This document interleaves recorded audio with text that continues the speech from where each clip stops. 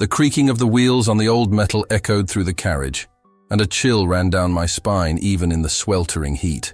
The air was heavy, mixed with sweat and rust, and we were 30 bodies crammed into that windowless space. My wrists bled beneath the shackles, and every vibration of the train seemed to announce the inevitability of our fate. I peered through a broken window and saw the city slowly dissolving, buildings giving way to small houses, houses turning into nothing, and the desert stretching before us like a silent promise of abandonment. I closed my eyes, trying to escape reality, but the faces of those I loved, my wife, my children, the life I promised to return to, invaded my mind. Beside me, a man trembled, not from cold, but from fear. The silence inside the carriage was absolute, broken only by the incessant sound of the train, which seemed to drag not only bodies, but souls. My hands, once instruments of care and prayer, were now bruised and useless. Dried blood formed painful scabs, and every movement was torment. I thought of all the times those hands had served others, healing wounds, bringing comfort, distributing food, and now they were chained, powerless. The air was unbreathable. A mixture of sweat, despair, and fear permeated every inch of the wagon. Someone vomited, and the smell spread, further increasing the feeling of claustrophobia. Even so, through small cracks, the sunset was visible, tinging the sky orange and red. The beauty of that moment seemed so distant from our cruel reality that I feared it would be the last sunset my eyes would ever see. Then, amidst the constant noise and the feeling of helplessness, I began to whisper a name repeatedly, as if it were the only anchor left: Jesus. 3 days earlier, my arrival in Egypt carried a clear purpose: to bring medical aid to persecuted Christian communities in rural areas. I had faced difficult places before, but something about that land felt different. From the airport, Jusf, leader of our local church, greeted me with a tired but hopeful smile. His deep, experienced eyes revealed years of silent struggle for faith. "Welcome, brother," he said in English with an accent. "But you need to know, the situation here has become very tense." He explained that, in recent weeks, the persecution of Christians had intensified. Meetings were being shut down, Bibles confiscated, leaders arrested or disappeared without explanation. Their families sought answers and found only silence, the kind of silence that screams louder than any accusation. "So why continue?"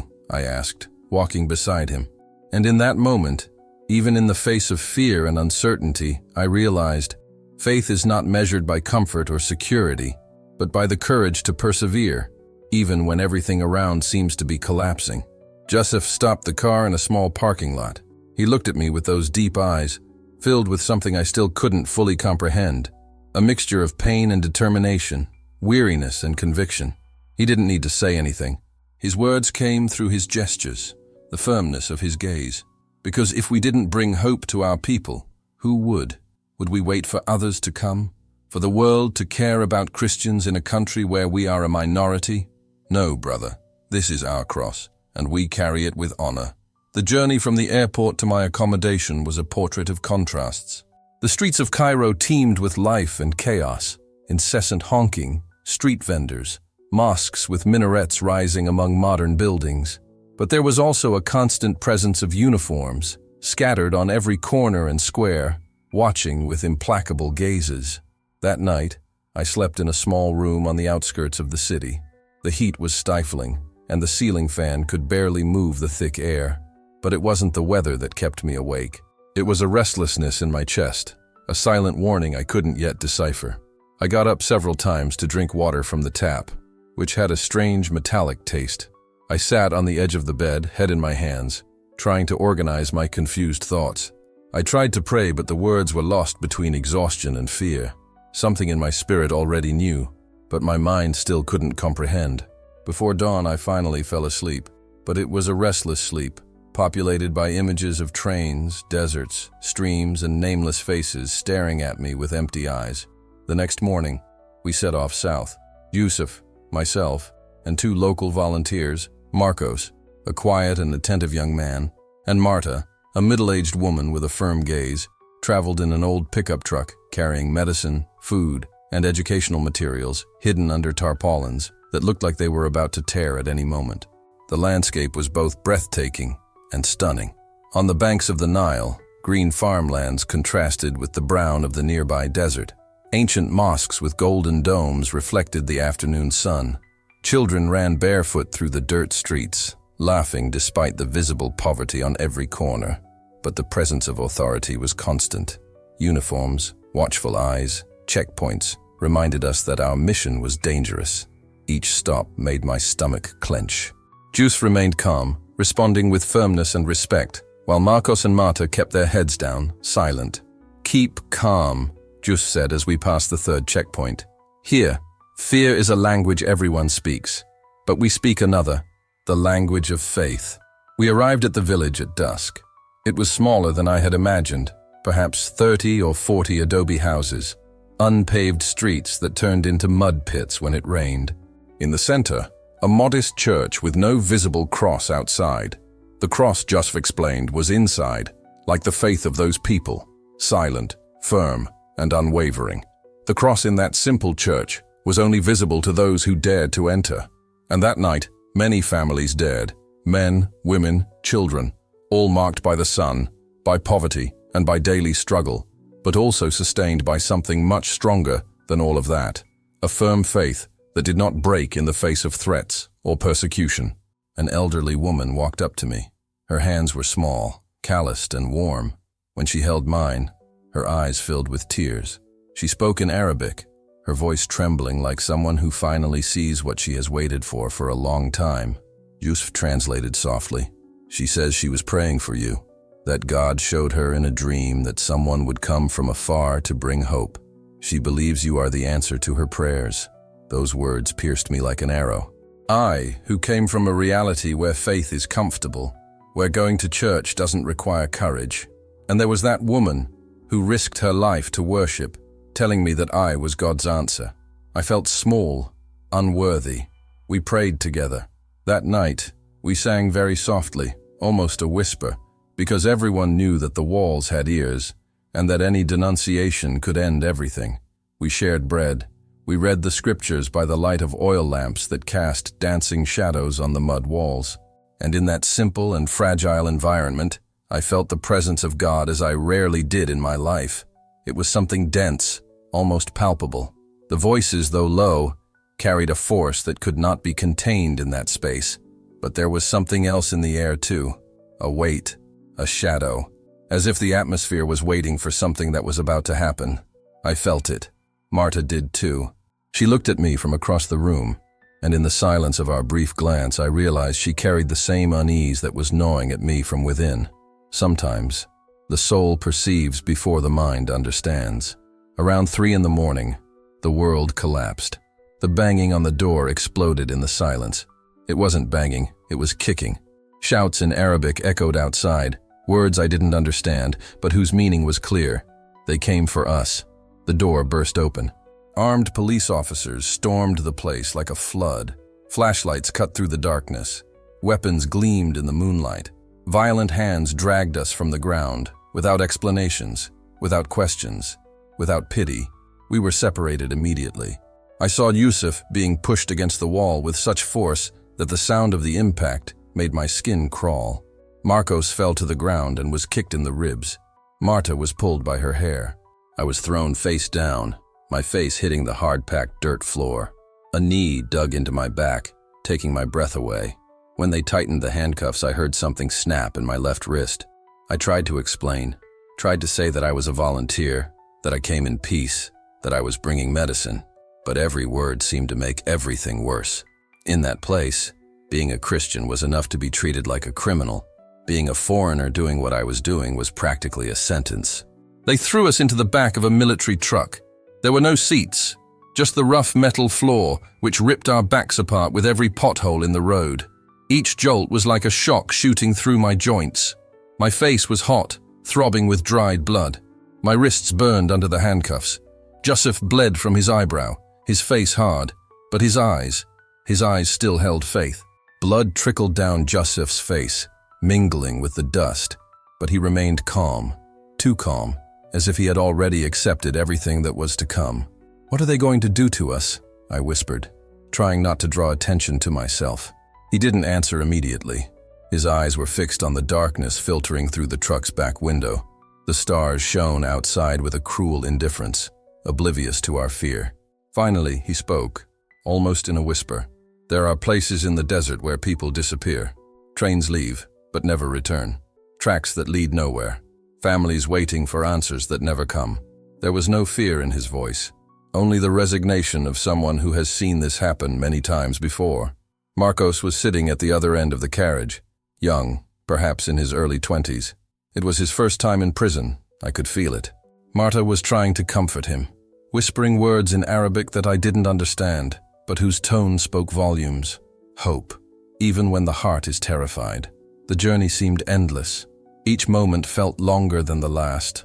Time stretched out when death or violence could lurk around every corner.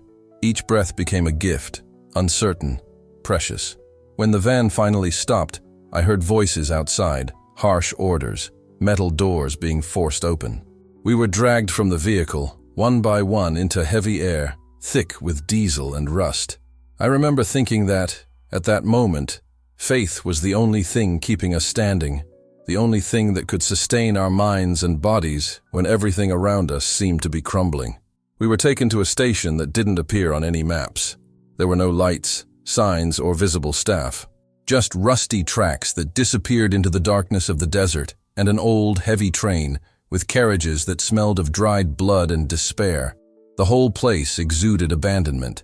Cracked concrete walls covered in graffiti in Arabic. Names, dates, pleas for help repeated like desperate prayers. "God help me, God help me." Other prisoners were there too. Some sat on the floor with their heads between their knees. Others walked in small circles like caged animals. One of them looked at me with empty eyes, the eyes of someone who gave up fighting a long time ago. A guard shoved us forward. I fell to my knees on the cold concrete. The pain was immediate, sharp. Blood began to flow, but I didn't dare scream. Any sound could attract more violence. We were forced into a train car, mixed in with other prisoners. The metal door slammed shut with a final bang, that definitive sound that seems to seal destinies. Inside, amidst weary gazes and weary bodies, I noticed small signs of faith. Some prisoners held hidden crucifixes, murmured words of prayer, moved their lips silently. Faith, even in the worst circumstances, still breathed there, with us, persistent, silent, resilient. Among us, there was a bit of everything. Besides the Christians, many seemed to be political dissidents, men and women whose faces bore the map of the aggressions they had suffered, their eyes scarred by entire nights of interrogation. Some had the obvious profile of journalists, ink-stained fingers, broken glasses hanging around their necks as a last trace of identity. There were also young activists, still with that glimmer of wounded idealism, mixed with the newfound terror of those who realized that the world can crush dreams without warning. Despite our differences, we shared a cruel similarity. We were there because we had somehow become intolerable to the regime, and we all knew we would pay for it. The train car had no seats, only a cold, filthy metal floor. The walls were a macabre mural of scribbles, names, dates, interrupted sentences, some written in blood, others carved with fingernails or pieces of iron. Each mark was a story of someone who had passed through there before us, someone who perhaps had never left. On one of the walls, there was a phrase in Arabic. Just read it softly. "God, don't forget me. Don't let my name disappear." That struck me deeply, because that's exactly what that place did. It erased names. It turned people into statistics, stories into silence, entire lives into absences that no one could explain. We were 32 people crammed into a wagon made for transporting cargo, not human beings. The air was so thin that each breath felt like it was being stolen from someone else. My hands burned. The shackles cut deep into my skin, and my fingers were swollen, throbbing, almost numb. I tried to adjust the chains, but only managed to dig them deeper into my flesh. In the corner, a woman wept silently. Her face was covered in bruises. One swollen eye was almost completely closed.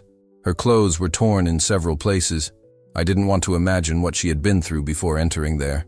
An elderly man recited psalms with his eyes closed, so softly it was almost a whisper, but his words were still clear. "The Lord is my shepherd, I shall not want." He repeated this endlessly, as if it were the last piece of sanity he could still hold on to. Nearby, another man banged his forehead against the wall in a disturbing rhythm.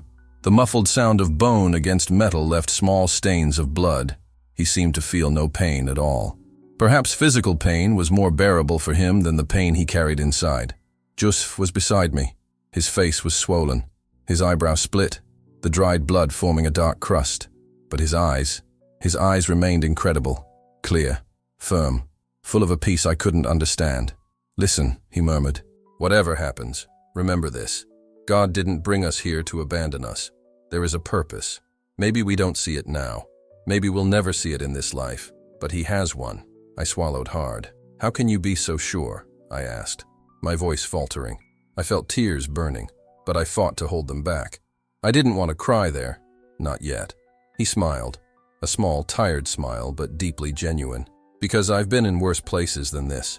I've been arrested 3 times. One of those times they kept me in a cell without light for 2 weeks. I thought I was going crazy, but I didn't. God was with me in that darkness. And if He was with me then, He is with us now. Here." A guard banged the butt of his rifle on the car door. The metallic sound reverberated through the wagon, each echo cutting through the silence. He shouted something in Arabic, words laden with contempt and hatred. Yusuf translated in a low voice. We were going to the desert, a place where, according to them, there was no God, nor any memory of us. The sand would swallow our bones, and no one would remember our names. A heavy silence fell over the carriage. We all knew there was truth in that threat. The Egyptian desert is vast and unforgiving, perfect for erasing those the regime wants to make disappear. The train lurched forward with a brutal jolt, throwing several of us to the ground. I heard cries of pain. Someone vomited, and the acrid smell mingled with the odors that already permeated the space. Sweat, blood, urine, fear. The screeching of the wheels against the metal rails was deafening, a sound of something slowly dying, moving forward only by inertia or malice. Through the openings in the carriage, I saw the ghost station disappear into the darkness. The lights dimmed until they became tiny dots, and then nothing, only the infinite darkness of the desert. I tried to cling to the words I learned in Sunday school, the ones my grandmother made me repeat until I memorized them. Even though I walk through the valley of the shadow of death, I will fear no evil, for you are with me. But at that moment, the words sounded distant, as if they belonged to another life. A comfortable life that I couldn't access in that train car. "Do you think we can do it?" asked a voice in the darkness. It trembled. No one answered. We all knew the truth, even if we didn't want to admit it. The desert is immense, and in it there are places where time doesn't exist, where bodies turn to dust without leaving a trace, where stories end without witnesses. I leaned against the metal wall and closed my eyes, trying to pray. But my mind was a whirlwind. My children playing in the garden, their laughter filling the air. My wife preparing breakfast, the smell of fresh coffee. The church where I had given my testimony months before, standing before the congregation, promising to trust in God, no matter what happened.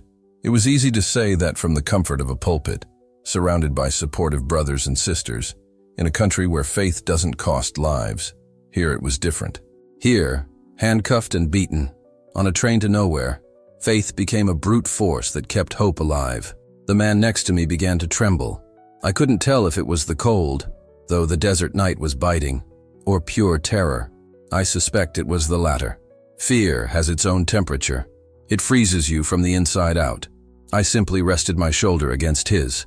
A simple, almost insignificant gesture, but it was all I could offer at that moment. I had no words of comfort, no magic answers. I could only be there, share the weight of it all, remind him that he wasn't alone. "Do you have family?" I asked in English, hoping he would understand. He just nodded slowly, his eyes lost somewhere painful. Perhaps memories of faces he would never see again, interrupted conversations or promises he never managed to keep. Then Yusuf began to sing, softly, almost in a whisper.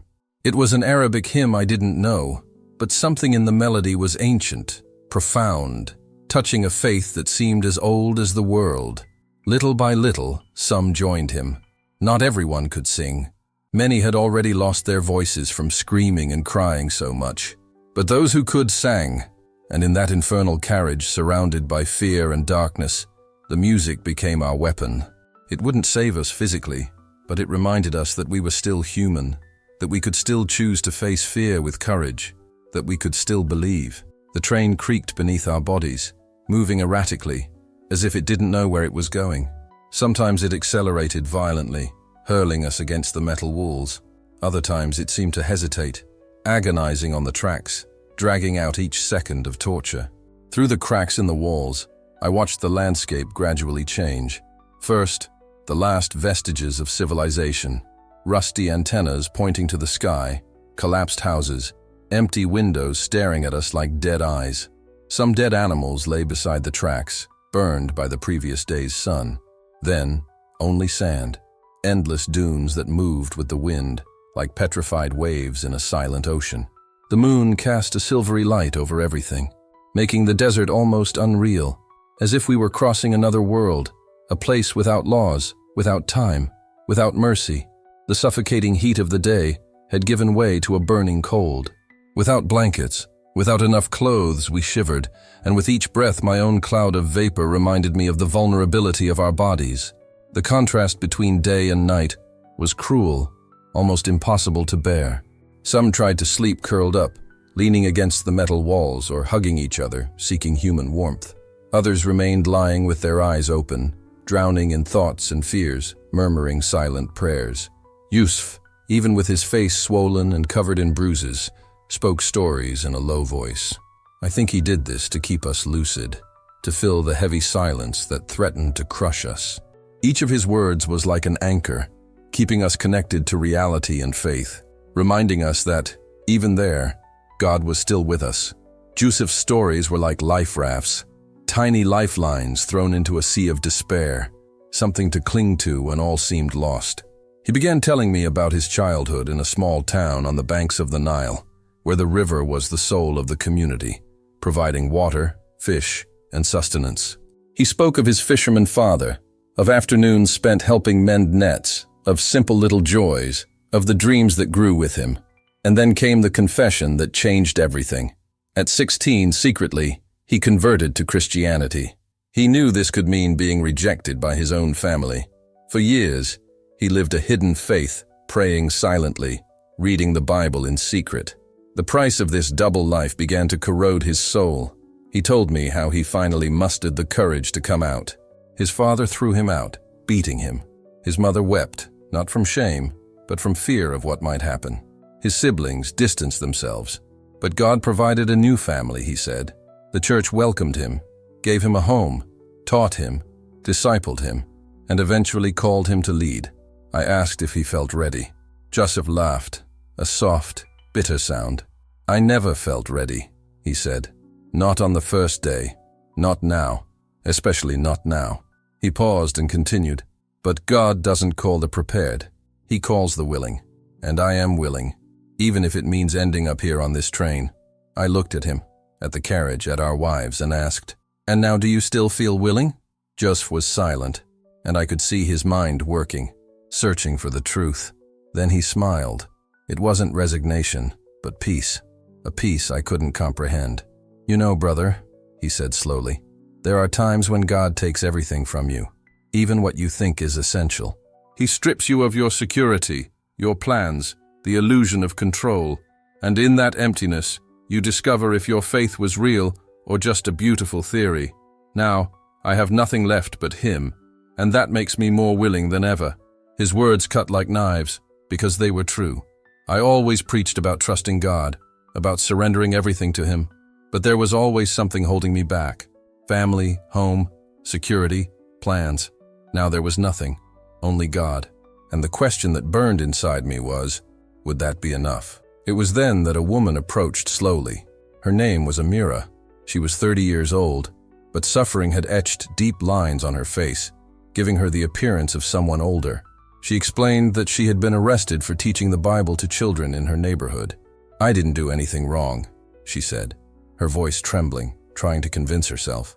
"I only taught that God loves children. that Jesus died for them, that they have value. Is that a crime? Jus responded with deep sadness, his voice filled with compassion. They are afraid of what they don't understand, afraid of what they can't control, and that's why they do evil. They are not afraid of weapons, nor of organized violence. They are afraid of ideas, afraid of love, because a child who knows they are loved by God cannot be easily controlled. A child who knows their worth does not bow to tyranny. Amira looked at me with those tired but lively eyes and asked where I came from. I told her about my country, about the safe streets where one can walk at night without fear, about my church, a building with a visible cross, bells that ring on Sundays, doors open to all who wish to enter. I told her about the freedom to say, I am a Christian, and not face any consequences. I spoke about my wife, how we met in college, our 3 children, 2 girls and a boy, and the Sunday mornings I would take them to church, enduring their complaints about having to wake up early, oblivious to the privilege they had. I remembered how my wife hugged me before I left for this trip, crying, not because she doubted my calling, but because she knew me deeply. She whispered in my ear, I trust that God will take care of you, but promise you will come back. I promised.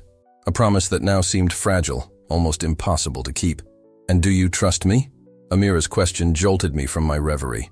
The force of the question was like a punch to the chest. The truth was, I didn't know. There, in that train car, surrounded by the endless desert, and with death drawing closer with every kilometer, trusting seemed like a luxury I couldn't afford. I wanted to say yes. I wanted to be like Jusf, with that inexplicable peace. I wanted to have such unwavering faith that not even that train of terror could shake it. I'm trying, I managed to whisper. With every breath, I'm trying. I don't know if that counts as faith, but it's all I have.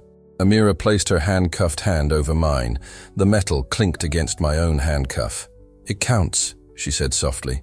The trying counts. The struggle counts. God doesn't ask for perfection. He only asks that we continue to seek Him, even in the darkness. The train began to climb. A steep climb, and you could feel the machine struggling, the engine roaring, the wheels skidding on the rails. The screech became sharp, almost painful, like fingernails scratching metal. Some covered their ears with their handcuffed hands. Others prayed aloud, not caring who heard them. Young Marcos, who had remained silent for almost the entire journey, began to sob openly. It was a soul-wrenching cry. Martha crawled to him and hugged him as best she could, even with her hands bound. It's all right, son, she whispered. God is here, even here. But Marcos shook his head in despair. Where is he? Where is God in all this? Why does He allow this? What have we done to deserve this? No one answered, because these were the questions we all carried, questions that don't have easy answers, questions that even theology books can't answer. I could try to answer, but the feeling is completely different when it's your body that's chained, when it's your life that seems to be coming to an end. I remembered a verse that my pastor used to repeat whenever life got tough. Fear not, for I am with you. Be not dismayed, for I am your God. I will strengthen you. I will help you. I will uphold you with my righteous right hand. But at that moment, those words seemed written in a language I couldn't decipher. They were inside me, but they slipped away, like water slipping through my fingers. I had a memory, but not the understanding. It was like trying to grasp something you feel deeply, but can't hold on to. Perhaps you've experienced something similar, when all you can say is, God, if you're here, show me you haven't forgotten me. If so, you know what I'm talking about. It was hunger. Hunger for a sign, a word, anything to remind me that I wasn't alone there. The train began to descend the other side of the slope. The speed increased dangerously. The carriages swayed violently, banging against the tracks. Someone shouted that we were going to derail. Panic spread like wildfire. Shouts echoed in Arabic, English, languages I didn't know.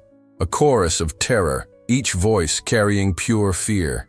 The metal of the chains clanged, bodies crashed against the walls, and then Jusf raised his voice, louder than anything I had heard during the entire journey. His voice cut through the chaos like a sword. Listen, if we are to leave this world, let it not be with fear. Let it be with faith. Let it be with dignity. Let it be remembering who our God is. The train car fell silent for a moment. Not completely. Fear doesn't quiet down so easily, but enough for his voice to reach all of us. And then he began to pray. It wasn't a long or theologically elaborate prayer. They were simple, direct, desperate, and human words. Lord, we are in your hands. We always have been, but now we truly feel it. If this is our end, welcome us into your presence. If not, show us your power. But whatever happens, we know one thing. You are God, and that never changes, no matter what happens to us. We all repeated it, some in whispers, others in shouts. Amen. And then it happened. The creaking stopped. It wasn't an ordinary silence. It was as if the entire universe had pressed the pause button. The wheels stopped turning. The vibration ceased. The wind whistling through the cracks vanished. Even our breath seemed suspended. Frozen in that instant, the train no longer moved. But there were no brakes, nothing mechanical. It was impossible to explain. A terrible creaking of metal against metal echoed, as if the train itself were crying out in despair. But there was no jolt, no impact. We simply stopped. The movement ceased impossibly. No one spoke for the first few seconds. We were paralyzed, trapped between what our eyes saw and what our minds insisted on believing. A high-speed train doesn't stop like that. The laws of physics, gravity, inertia, everything suggested that this stop was impossible. And yet we stood motionless, without violence, without logic. Jusf was the first to move. He crawled to one of the openings, his chains clinking against the metal in the absolute silence. He stared out, and I saw his expression change before my eyes. Confusion, astonishment, and then something I can't put into words. A silent recognition that we were witnessing something that transcended all human understanding. "What do you see?" I asked, my voice strange in the silence. He didn't answer, only stepped back, making room for me to look, but remaining absolutely silent. Approaching, still handcuffed, my heart pounded as if it would explode. I peered through the opening, and what I found seemed impossible. No desert, no tracks, no guards waiting. There was only an open field, covered in green grass, damp with dew. Trees appeared in the distance, dark shadows silhouetted against a starry sky so clear, so vast, that it seemed unreal. The Milky Way stretched like a path of light across the firmament. The silence was not emptiness. It was the presence of something greater, something felt in body and soul. "Where are we?" Amira whispered, her voice trembling. No one had an answer, because there was no possible explanation. We tried to open the carriage door. It was locked as it had been the entire journey. Jusf and 2 other men joined me. We pushed hard, muscles burning, chains cutting into our skin. The metal of the door groaned, as if sharing our disbelief. When the door finally gave way, we stepped out one by one. Stepping onto the soft grass, we looked at the train. It wasn't on rails. No handrail, no wheels touching solid ground. The train seemed to rest there like a toy carefully placed on a bedroom floor. No marks on the ground, no grooves, just grass, silence, and a feeling that we had crossed an invisible barrier to a place that didn't belong to this world. Some fell to their knees, unable to stand before the magnitude of what we were seeing. Others walked in circles, touching the grass, trying to confirm that it was not a dream, nor an illusion caused by terror or exhaustion. Each face carried the same silent shock, the awareness that we were facing something that could only be the work of God, something that defies all logic, all reason. I tore up a handful of grass, feeling the cold, damp earth slip through my numb fingers. It was solid, too real to be a dream. Jusf raised his handcuffed hands toward the sky, tears streaming down his bruised face, washing away the dried blood.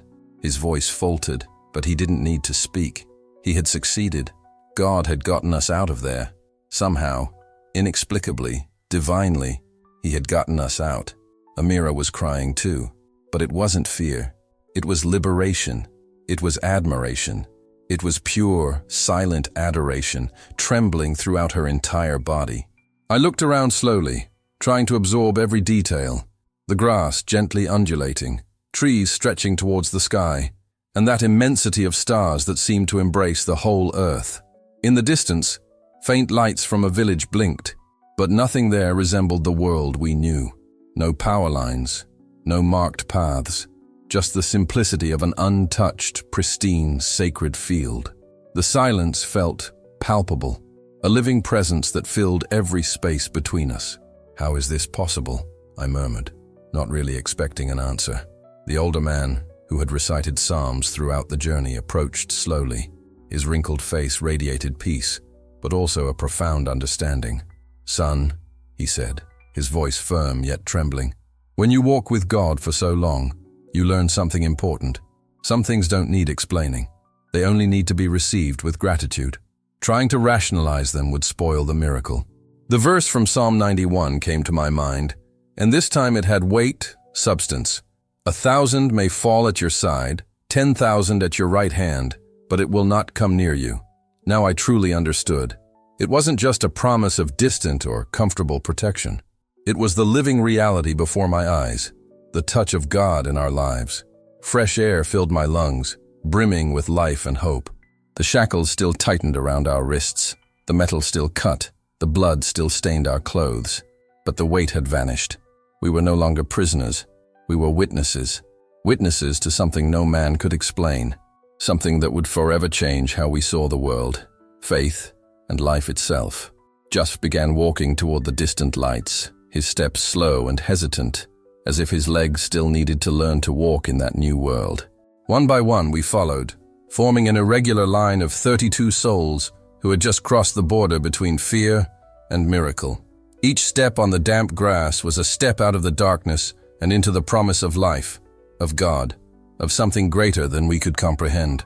The wind whispered through the trees, carrying with it the feeling that we had been chosen, not by merit, but by mercy. And that night, under the Milky Way, we walked silently, with broken hearts and full of gratitude, knowing that nothing would ever be the same again. With our own eyes, we saw the impossible. We were there, alive, breathing, free, or at least freer than we had ever imagined. We were in a place where we shouldn't be, in a way that no logic could explain. The train behind us remained motionless in the field, like a silent monument to the supernatural, a concrete reminder that God sometimes tears the veil between the natural and the divine. And when he does, all that remains is to kneel and give thanks. We walked in silence, each step laden with silent reverence. Time seemed to drag on, though it was probably only 20 or 25 minutes. Nobody talked much. Each of us processed it in our own way. The grass beneath our feet was soft, almost ethereal. My feet, accustomed to the cold, hard metal of the train car, barely knew how to react to that sensation. Each step reminded us that we were alive, walking safely when we should have been swallowed by the desert and death. It was a feeling of disbelief mixed with gratitude that enveloped us completely. The grassy path gave way to a dirt road. It wasn't modern, without asphalt or signs, but clearly frequently used. There were cart tracks, animal footprints, signs of daily life, and everything seemed painfully normal in contrast to what we had just experienced. That road led us to the small village we had spotted in the distance. A modest, tranquil place, almost timeless. About 20 or 30 adobe houses with thick walls and flat roofs, surrounded by makeshift pastures. Goats grazed calmly, the clinking of their enclosures accompanying the soft glow of oil lamps illuminating the windows, creating a welcoming and peaceful atmosphere. An elderly gentleman emerged from one of the larger houses. He must have been about 75 years old, with a completely white beard, his face marked by deep wrinkles like sun-tanned leather. He observed us, 32 people, handcuffed, wounded, covered in blood, and instead of retreating or calling for help, nodded, as if he had been expecting us. He spoke in Arabic, in a calm but firm voice. Yusuf translated, and we could hardly believe it. The man knew we were arriving that night. God had shown him, in a dream 3 days earlier, that chained foreigners would come, and that he should prepare to receive us exactly as we were. 32 from a place no one could imagine. The old man gestured for us to follow him and began walking toward his house, his steps slow but sure. Gradually other residents emerged from their homes, awakened by the sound of the chains and our faltering footsteps. Their faces showed curiosity, compassion, but not fear. The old man's house was small, insufficient for 32 people, and yet, one by one we went in. occupying every available space. The main room, the narrow hallway, even the door. There was something profoundly human and divine in that silent gesture of welcome, as if that home had been made for this specific moment, and we were exactly where we needed to be. We were crammed together, but no one complained. Any space beyond the carriage seemed like a palace after everything we had been through. The old man and his wife, a small woman with calloused hands and a serene gaze, offered us fresh water in earthenware jugs. The first sip was like drinking pure life, cold, sweet, invigorating. How much thirst I had carried without realizing it. How much thirst not only for water, but for safety, for hope, for human care. They also brought us Syrian bread, still warm, sweet dates, and goat cheese. It wasn't much, but it was all they had, and they gave it to us without hesitation, without asking for anything in return. The old man then went to his workshop, a small building next to the house, and returned with tools, a saw, pliers, and a hammer. With almost sacred patience, he began to work on the handcuffs. When the chains fell from my wrists, I felt something that went far beyond physical freedom. There was an invisible weight disappearing, an ancient burden I didn't know I carried. My hands were marked, purple, cut, swollen, but at the same time, free. And the freedom I felt wasn't just physical. It was spiritual, emotional, complete. I looked at the old man and asked with some hesitation where exactly we were. He smiled, and his wrinkles deepened even further. He spoke at length in Arabic. Just took a moment to translate, as if absorbing every word. We were about 30 kilometers east of the railroad tracks, in a place where there shouldn't have been any road at all. The old man knew those tracks. He had worked for years in railroad maintenance. He said the train should have gone west, that there had never been tracks in that direction, that nothing, absolutely nothing in physics or geography could explain how we had gotten there. "How is it possible?" I asked, still searching for some rationalization. He looked at us with eyes that had seen pain, joy, loss, and miracle. Just translated his words. "There is no human explanation. Some things God does don't need explaining. Trying to explain it would ruin the miracle. Our role is to bear witness, to tell what we saw, to allow each person to decide what to believe." That night, we slept on the floor of the old man's house and in neighboring houses, which welcomed us without hesitation. The villagers had little, but they shared everything with us. Blankets, clean clothes, water for washing, bandages for our wounds. Time seemed to have lost its meaning. For the first time in days, or perhaps hours, I slept without fear, without the creaking of the train, without the weight of the shackles, without the certainty of death awaiting me. I slept deeply, almost like a child in God's arms. The following morning, some men from the village took us back to the field where we had appeared. They needed to see it with their own eyes. And there it was, the train, intact, motionless, as proof that none of it had been a dream.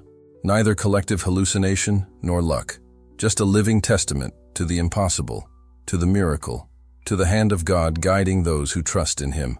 The train was there, enormous, made of metal and wood, but completely out of place, resting on the green grass as if it had been placed there by invisible hands. In the daylight, we could finally perceive the impossibility of this. There were no tracks, no skid marks, no furrows in the ground that could indicate that something so heavy had been moved there. The grass under the wheels was only slightly flattened, as if the train had landed there gently, without human or machine effort. One of the men from the village, who we were told had been a railway engineer before retiring, walked slowly around the train. He touched the wheels, examined the couplings between the carriages, shook his head repeatedly, increasingly perplexed. "This is impossible," he said finally, in broken but clear English. "I've worked with trains for 40 years. The wheels are intact, there's no structural damage, no sign of impact. But this train couldn't have gotten here. The laws of physics, the weight, the inertia, the terrain, everything makes it impossible." Amira approached the wagon that had been our prison, touching it reverently as if it were an altar. Her fingers traced the marks engraved in the metal by other prisoners, traces of despair and prayer. And then, with absolute calm, she said, "God placed you here. Simple as that. If there is no natural explanation, it can only be supernatural. And no one could refute that, because no human theory would fit all the facts." A train traveling west, appearing 30 kilometers to the east, without a trace. with 32 prisoners alive when they should have been at the mercy of death. There was no other conclusion. We spent the rest of the day in the village. The villagers fed us lentils, rice, fresh bread, and tended to our wounds with traditional remedies. Herbs I didn't recognize, but which eased the pain. They gave us clean, simple, decent clothes. They treated us like family, even though we were strangers who had appeared out of nowhere, as if they had been waiting for us their whole lives. In the late afternoon, as the sun set over the field and the train remained motionless, Yusuf gathered us in a circle on the grass. Holding each other's hands, he said, "Brothers and sisters, what we experienced was not coincidence, nor luck, nor accident. It was God intervening. It was He breaking the laws of nature to save us." And then we all prayed together, some in Arabic, others in silence, others murmuring words that didn't need to be understood to be felt. There was gratitude, relief, adoration, and a profound certainty that our lives had been directly touched by the supernatural. We weren't there to glorify ourselves, nor to prove anything to anyone. We were there to witness, to share hope, and to show that God still performs miracles, miracles that defy logic, defy fear, and remind us that He walks with us, even in the most impossible deserts. Others spoke in English, others in languages I didn't recognize, perhaps Coptic, perhaps Nubian, perhaps languages known only to God. But we all prayed with the same intensity, the same profound gratitude that only arises in someone who has faced death and been pulled back. Telling this story is something I rarely do, because I know there will be those who deny it, who try to explain everything as illusion, confusion, trauma, or coincidence. That 32 people could, on some level, have the same collective hallucination. But if you have ever seen God act when no one else could, when all the laws of physics and probability said that everything was over, when the last vestige of hope fell into the abyss of despair, then you know I am telling the truth. You feel, in your own spirit, the resonance of someone who has touched the supernatural. No other proof is needed besides this experience. In the days that followed, we returned to something resembling normality, although normality was never the same for any of us again. The local authorities got involved quickly. After all, a train in the middle of a field doesn't go unnoticed for long. Official vehicles, uniforms, notebooks, and clipboards appeared, ready to document, investigate, and explain. But they couldn't.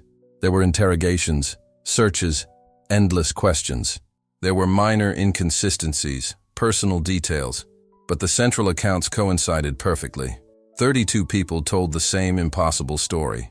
They brought in engineers, rail transport specialists, even physicists from nearby universities.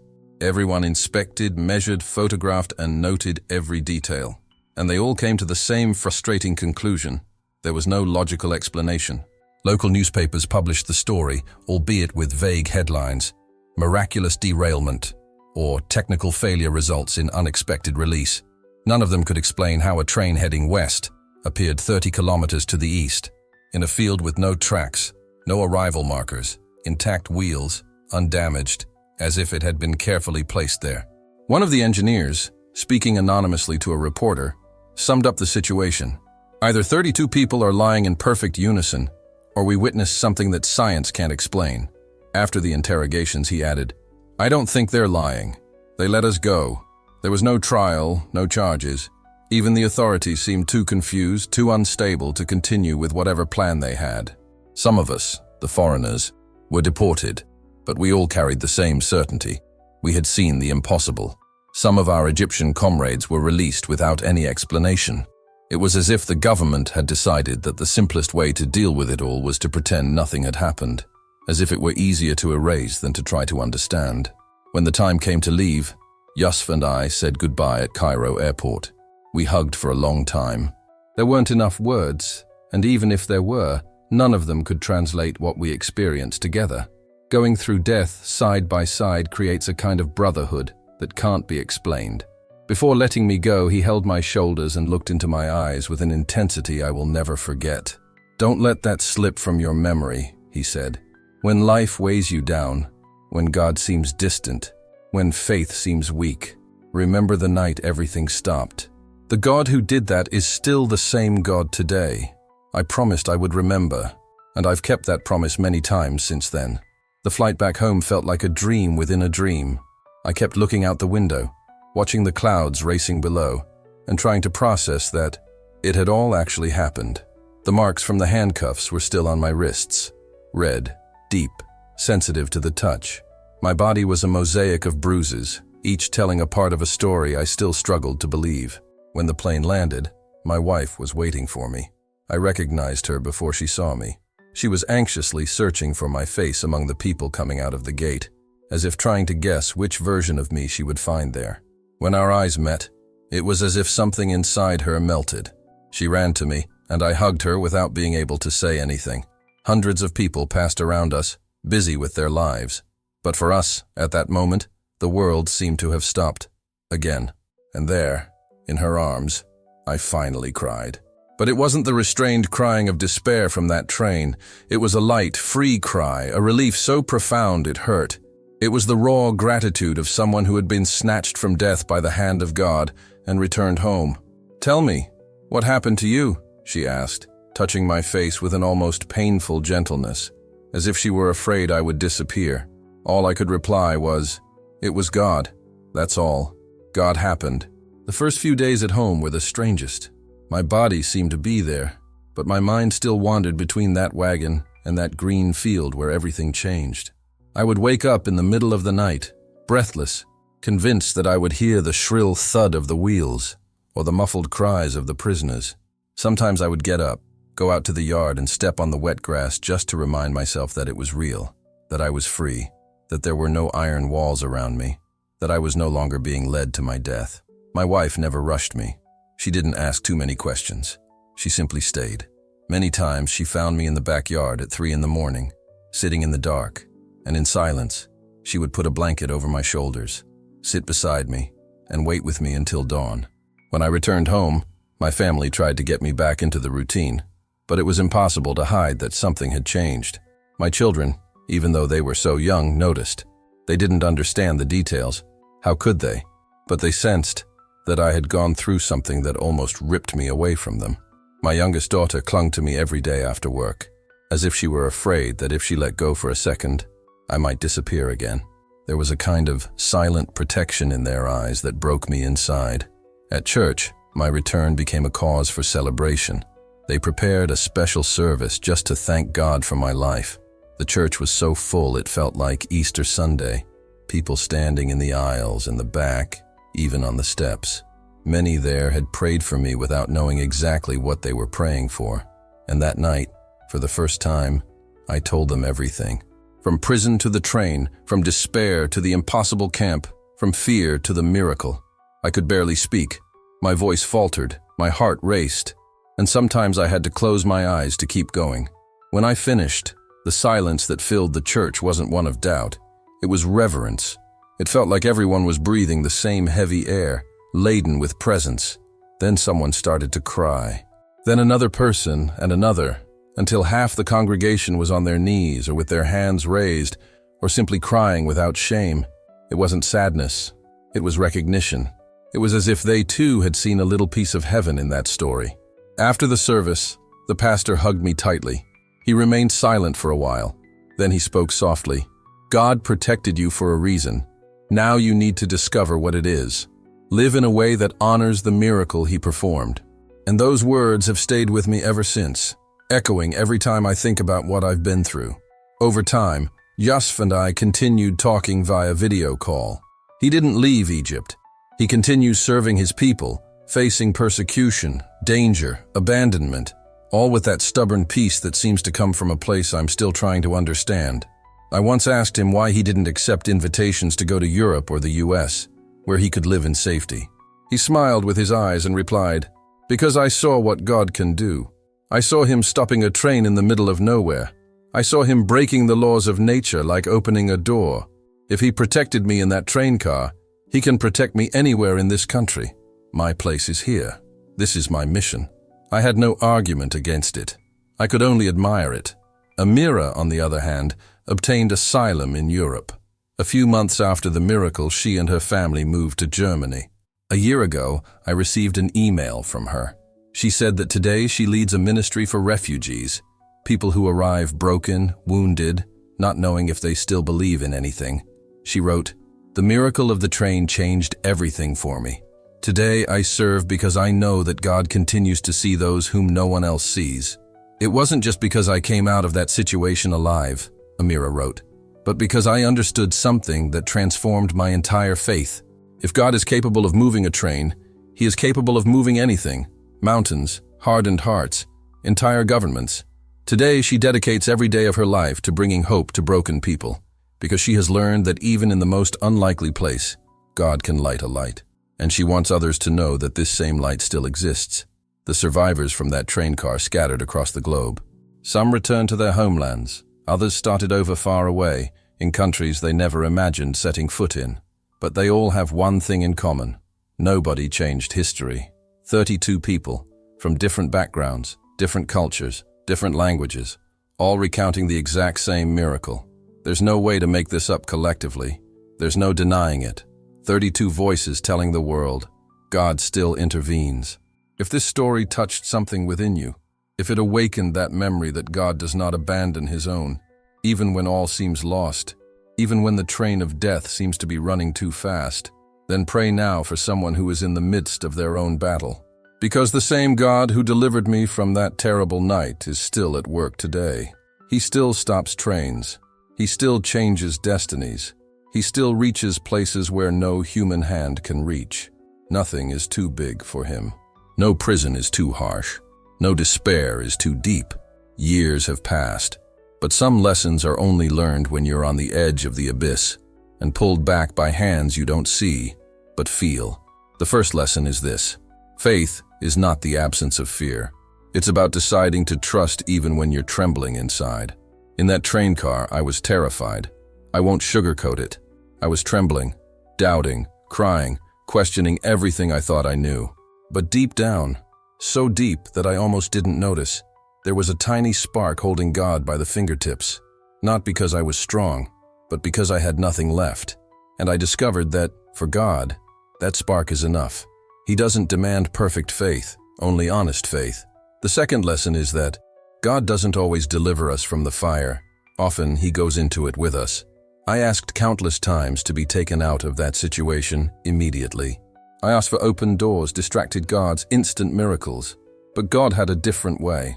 He allowed me to go through each stage: the shackles, the screams, the darkness, the train, because He wanted to show me His power not from afar, but from within, in the eye of the storm, so that my testimony wouldn't be, God spared me from danger, but God carried me while I was going through danger, and that changes everything. The third lesson is that not all miracles are noisy.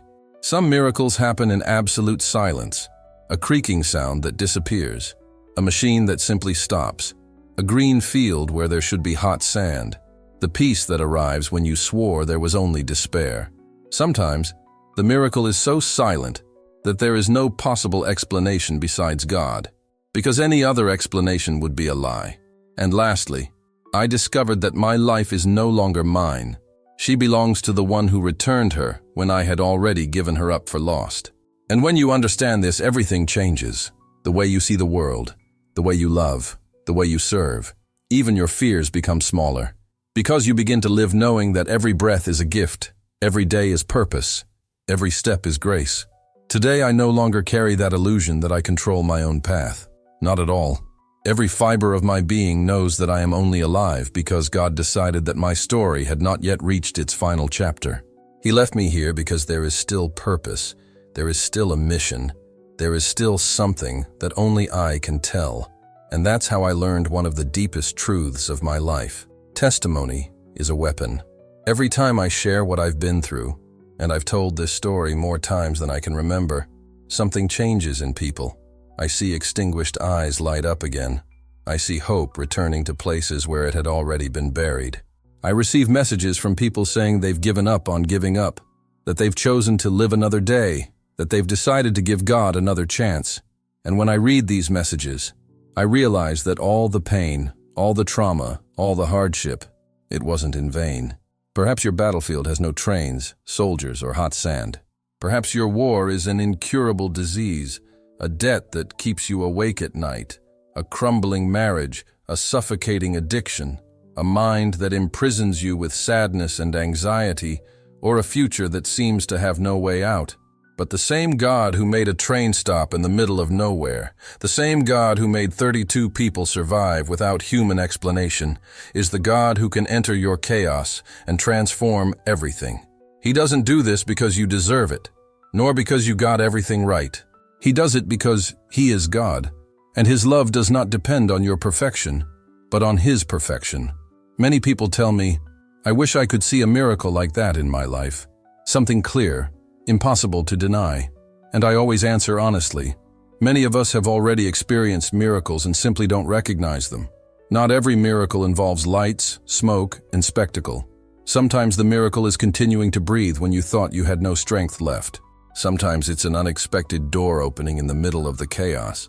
Sometimes it's that call, that message, that hug that arrives at exactly the right time. Sometimes it's the peace that makes no sense at all, but it envelops you even when everything falls apart. I almost missed my own miracle because I was blinded by fear. I was so consumed by grief, so exhausted by reality, that I couldn't see that just being alive inside that train car was already supernatural. I didn't realize that every whispered prayer was being heard, that God was present even in the darkest silence. And it was in that silence that He taught me something precious. The silence that follows chaos is not emptiness. It is presence. It's God whispering, I am here. I have always been. I will never leave you. So, when life gets heavy, and it does, even for those who believe, I return to that night in my memory. I remember the moment the creaking stopped, the moment when everything stopped, the moment God broke the laws of nature just to show that no force is greater than His. And that's something I'll never forget. I remember that field that shouldn't exist. I remember the feeling of stepping on a place that defied all logic. And every time that memory returns, I also remember that I shouldn't be here, now, writing these words. My life, at this point, should have already ended, but it hasn't. And that changes absolutely everything. I only continue breathing because God chose to reveal His strength at the exact point where I was weakest, most vulnerable, most broken. It was when I no longer had any way to defend myself that He showed Himself as my defender. When I lost control of everything, He proved that He never lost control of anything. I am no more special than you. I am no holier, no more worthy, no stronger. My faith, in fact, has wavered so many times that I've lost count. There were times when I even doubted that God was still listening to me. I didn't survive because I believed too much. I survived because I had a real encounter with the supernatural, one of those that leaves no room for human explanations. I was left without arguments, without theories, without defenses. All that remained was the raw, immutable truth. God is real, and He intervenes. If this story has reached you today, don't treat it as a coincidence. It's not chance. It's not an algorithm. It's purpose. Perhaps it is God Himself reminding you that there is still hope, that help still exists, that miracles are still in store for your life, even if you can't see anything beyond the desert. The wheels of the train that was taking me to my death simply stopped, against all logic, against all physics, against everything that should have happened. So I ask you, what are the wheels that need to stop turning in your life? What is leading you toward destruction? Perhaps it's a thought that's eating you up inside. Perhaps it's a relationship that's draining you. Perhaps it's an addiction that binds your feet. Perhaps it's a job that's killing your soul a little bit each day. Perhaps it's an old resentment that's poisoning you from the inside. Whatever it may be, God can intervene and stop that movement. He can change directions that seemed fixed. He can divert destinies that seemed sealed. I don't have all the answers, and I don't need to. Even today, there are questions about that night that I know will never be answered on this side of eternity. How did God move that train? Why did He save us? What was the complete plan? I don't know. But I've learned to be at peace with the mystery. What I be, with a conviction that nothing can shake. That's it. The God who rescued me from that train car is still the same God today. His power has not weakened. His love has not diminished. His hand did not lose reach. And if He could do that for me, an ordinary man, full of doubts, with faith trembling like a leaf, then He can do something extraordinary for you too. The story God wants to write in your life is not limited by what He has already done. Each of His miracles is unique, personal, tailor-made, but you need to keep trusting, even when you don't understand, even when it's dark, even when all you feel is tiredness, even when your prayers seem to hit the ceiling. Keep holding onto the thread of hope that remains, even if it's thin, fragile, almost invisible. Sometimes that's all God needs to pull you back from the abyss. The end of your story is not written by fear, nor by your mistakes, nor by your circumstances. The end of your story belongs to the one who holds the entire universe in the palm of His hands, and He, Himself, hasn't finished writing His yet. The truth is, your story is still being written. Your purpose is not yet complete, and the miracle you so desperately need is already on its way, even if you can't see any movement. Sometimes, all God asks of us is that we remain steadfast until He arrives. And then I pray, Lord, teach us to trust when danger surrounds us, holding your hand when life tries to knock us down. Remember that you are present in both silence and noise, in both extraordinary miracles and the simple act of breathing. It opens our eyes, even when tears insist on clouding our vision. Tune our ears, even when the noise of this world tries to drown out your voice. And may every testimony we give exalt not us, but you always. Amen. If this testimony touched your heart in any way, please share it. Not so that my name will be remembered, but so that may hope be spread. Because I know there is someone walking through their own desert right now, someone being led by tracks that seem inevitable, someone who needs to hear that God still intervenes. And He intervenes. If you'd like, also leave a comment saying which country you're reading from. For me, it's thrilling to see how far this story reaches, how God is taking this message to places I never imagined I could reach. It's further proof that miracles don't end when the supernatural event happens. They continue to grow each time someone decides to speak up and testify. That night in Egypt ended when the wheel stopped, but the impact of that miracle did not end there. It continues to echo, traveling from heart to heart, and now, somehow, He has achieved it. Your